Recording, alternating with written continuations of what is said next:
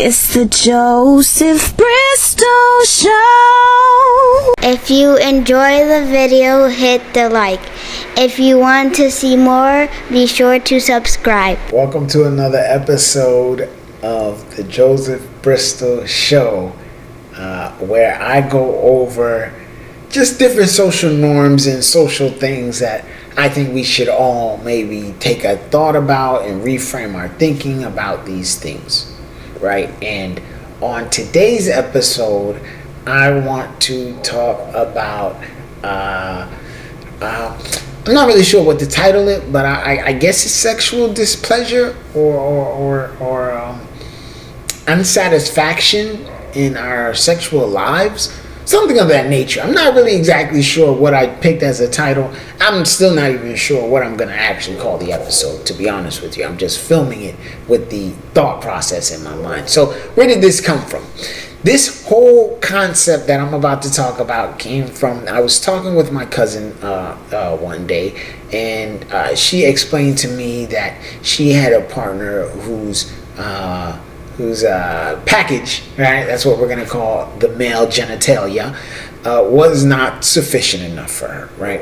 And this partner was a little small, right, in his packaging. And I said to her, well, there's nothing wrong with that. Everybody isn't going to have, an enormous package. There are different people, different body parts. We're all made differently, right? And I said to her, but there are ways to still be happy and satisfied in your relationship. Now, I didn't go over the various different ways that I'm going to talk about with you guys today. Instead, what I recommended to her was, hey, get a sleeve, right? There are extenders that you can put over his genitalia that would then make it more girthy. Girth is the width. It's the width.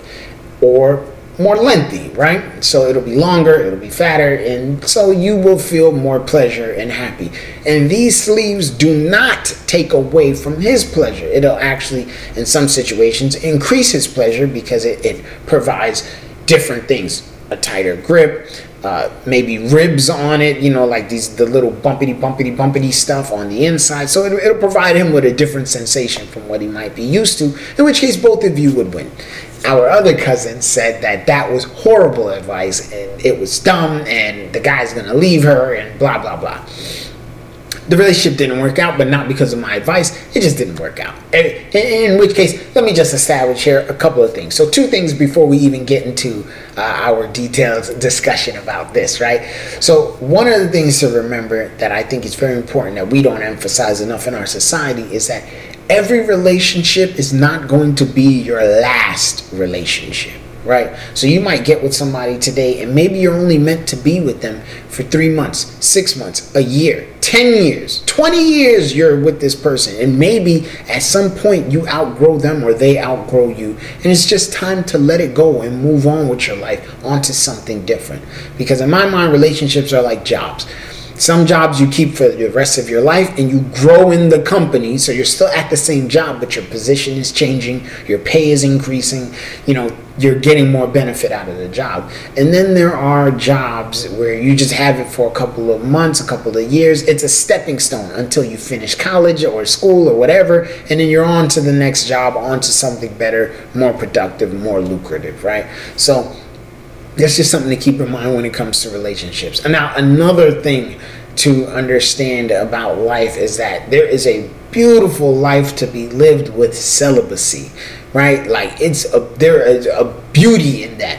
There are many people in history, male and female, who have lived extraordinary lives, but when they were practicing celibacy. So when they were celibate, they accomplished quite a lot of things. Through celibacy, your sexual energy can be transferred into other aspects of your life, as well as your mind isn't so focused on a relationship and spouse and making someone else happy. Now, with that being said, there's also another thing to consider is that disabled people, right? So people in wheelchairs, paraplegics, people missing limbs, people without the sufficient mental capacity like the rest of us, these people still desire relationships. They still desire sexual gratification and happiness. And they get that, right? They find sexual happiness and gratification in their relationships and interactions with other persons.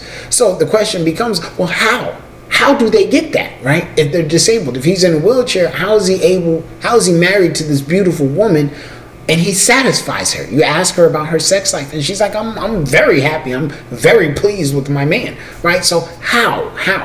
In which case, I want to go over different things with you guys today, because like I said, there can be gratification without the idea that, you know, he's got to have a big package and he's got to last for 3 hours in order to please you. So one of the things that I want to get into is gonna be STDs. Before we get into anything else, I just want to jump into sexually transmitted diseases. Now, these things don't necessarily have to ruin a relationship, right?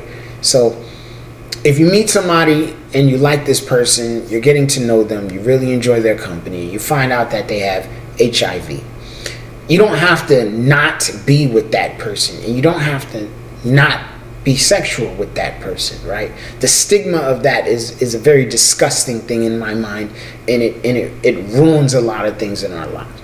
So a lot of people will say that they want healthy, functioning, beautiful relationships, but then they'll put these limiters on themselves. So they'll say, I don't date people outside my race, I don't date people with HIV, I don't date, you know, heavy set people, I don't date skinny people, I don't date people who don't have muscles, I don't date poor men who don't have money, I don't date this and that and that and the other. You're limiting your love life, you're limiting your happiness, because you're saying you won't do these things, right? So it's kind of like you own a house, your mortgage is due, you got laid off, you can't get a job in the field that you went to school for. What are you going to do? Are you not going to find a job somewhere else? You're just going to sit around saying, well, they won't hire me as a mechanic, and so I'm not going to work at all. You're going to go and get a different job. You're going to go do something else, because you need to be able to pay your mortgage. You need to still live, right? So it's the same concept when it comes to our relationships and our love life. I think that we should get rid of these things that I don't date this and don't date that, and I'm not going to give these people a try, right? And in which case, in our society, in our lives today, STDs are not a limitation anymore. There are medications that can prevent the spread of STDs. There are medicines that won't necessarily cure the disease, but will reduce the viral load so much that it's harder to pass on. Plus, remember, with most STDs, these are transmitted through unprotected sexual activity. So we do have oral condoms, and we have penetrative condoms, which would protect you in any form of sexual activity. So with that being said, I just wanted to establish that STD should not be a limiter on your dating life. And of course, you are allowed to say, well, I don't have HIV, so I don't want to date someone with HIV. But I'm just saying that if that person does have HIV and they're taking medication, and because there are medications to help you prevent getting the disease, then maybe you should potentially give this person a chance in that relationship, because this could be the love of your life, right? So it's just something to consider and to research before you decide, well, I'm done with this guy. He should have told me on the first date. He's not sexual with you. He just wants to talk. He just wants to get to know you. And now you like him, and all of a sudden you don't like him because you found out that, he has a disease, right? So it's just something to think about. I wanted to mention that. Another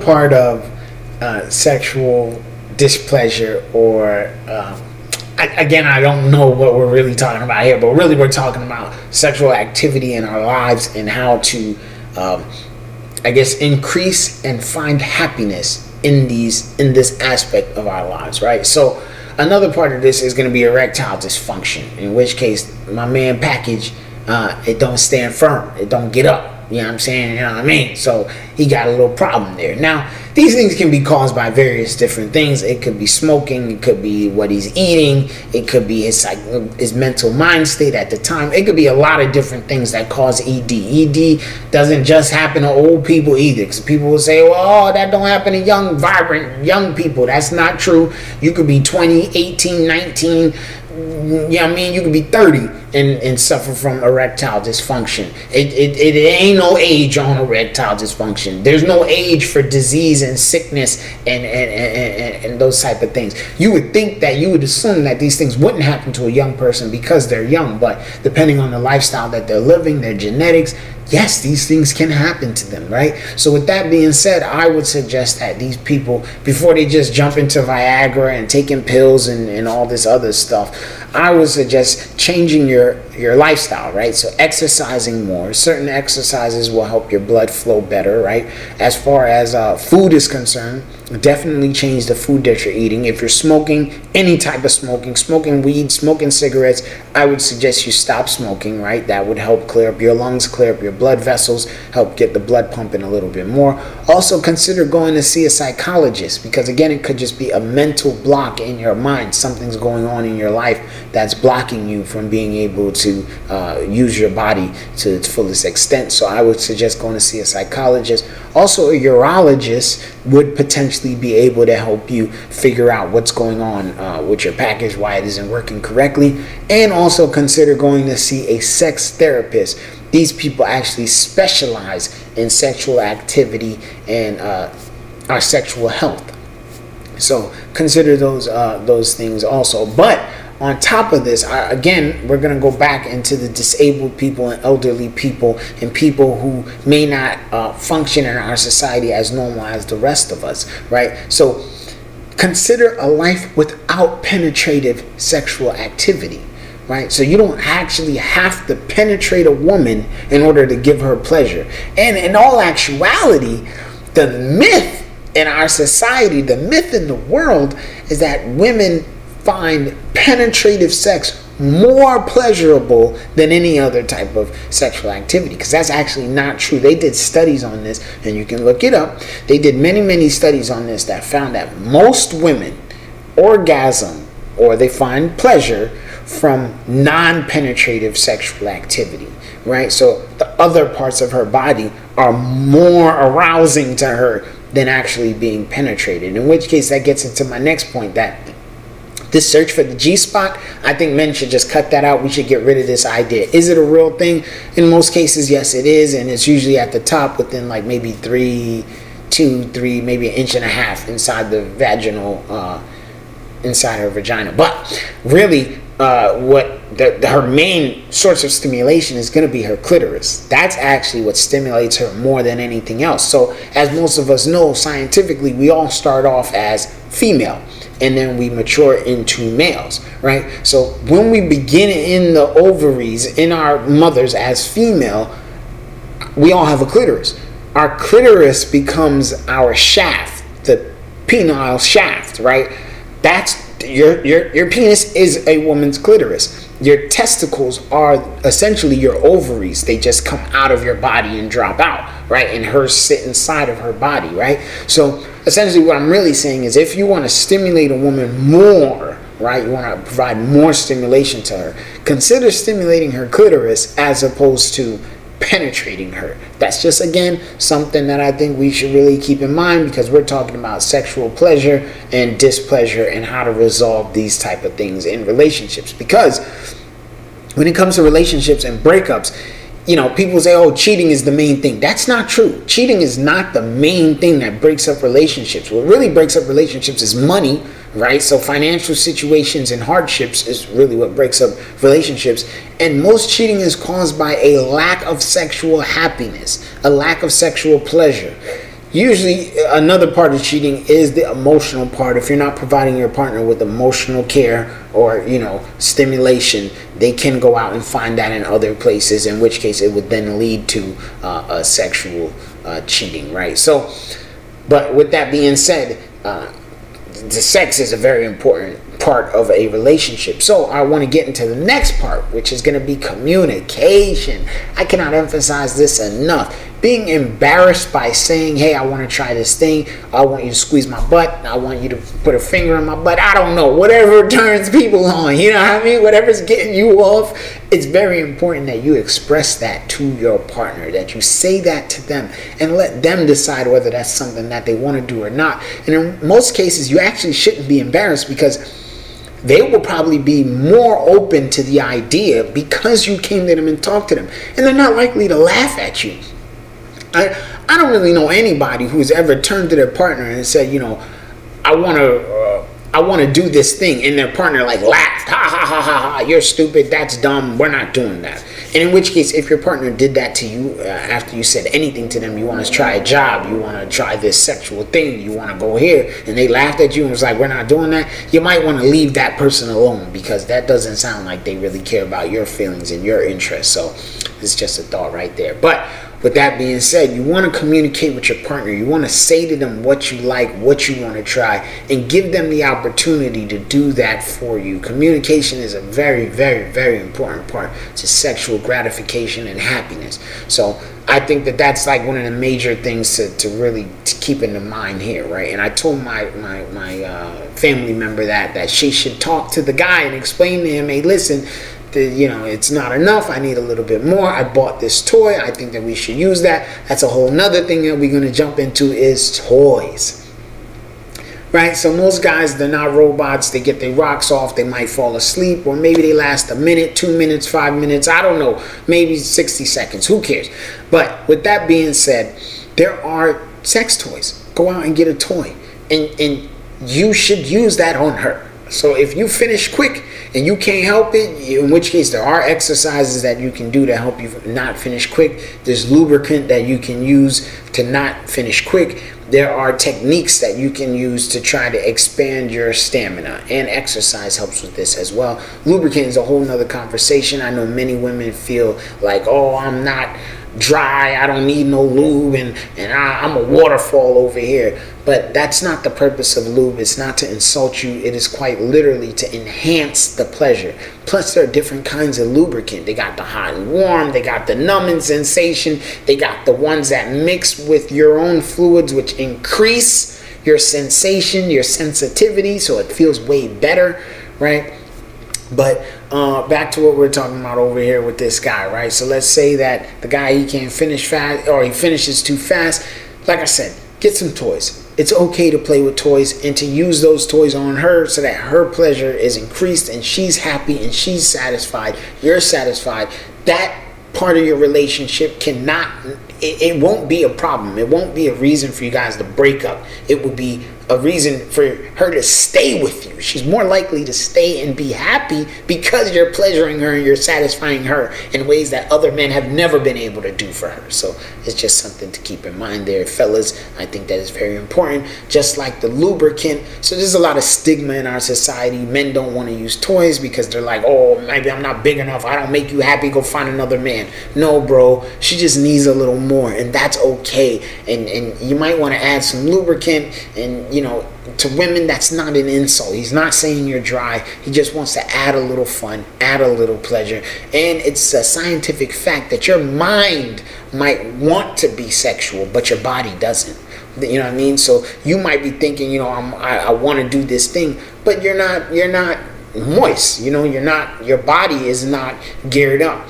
In which case, it's actually science that moisture, so a woman's arousal, is not co-aligned with her wetness. Those two things are not the same. Like, they're not in the same category. One is not a correlation, so one does not equate to the other one. That's science. You can look that up. Everything I'm saying in this video is science. You can look up what I'm talking about. I researched these things before I came on here and started talking about it. You know what I mean? Because I know the internet is very unforgiving. So with that being said, I'm going to go ahead and bring this video to an end. But I just wanted to talk about these different aspects of our society, of our relationships. The sexual part of our relationship is a very, very big part. It's very, very important. So I just wanted to make sure that I touched on this subject, in which case it's very different from our sexuality. But another thing to remember when it comes to these things, when it comes to our sex lives, is your sexual actions do not define you. So I find this very important, as in our society it's frowned on that people may have experimented and done different types of things. Finding what you like can only be done through experimenting. Also, another thing to touch on really quick is masturbation.